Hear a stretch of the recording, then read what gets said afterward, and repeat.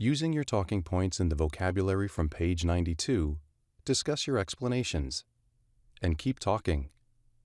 Ask your partner questions, or challenge your partner's ideas. Say as much as you can. Are you familiar with the mystery of the Yeti? You mean that story from the Himalayan mountains? Right. For centuries, people have claimed they'd seen some kind of large creature with white fur that walks like a human but is much bigger. Has anyone ever taken a picture of one? I'm not sure, but I've seen photos that show where something or someone had walked on the snow. Clearly something with big feet had been there earlier.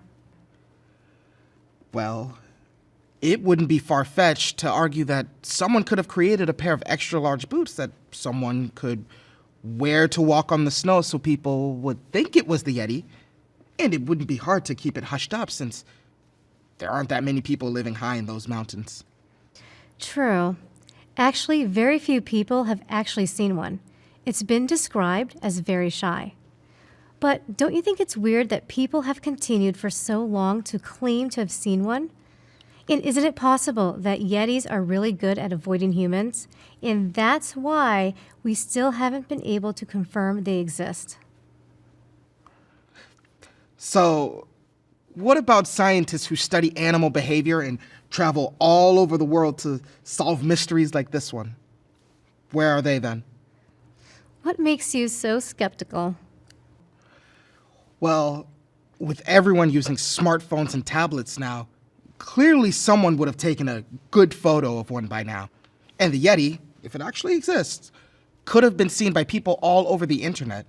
It just doesn't add up. So how would you explain how this story continues to be believed by so many people today? My guess is that someone must have invented the first story. Maybe it even seemed real at the time. But then other people started to tell the same story. It's very human to try to get attention that way. I see your point, but I'm an optimist, and I still wonder if it's possible someone could prove the Yeti's real. I just don't buy it.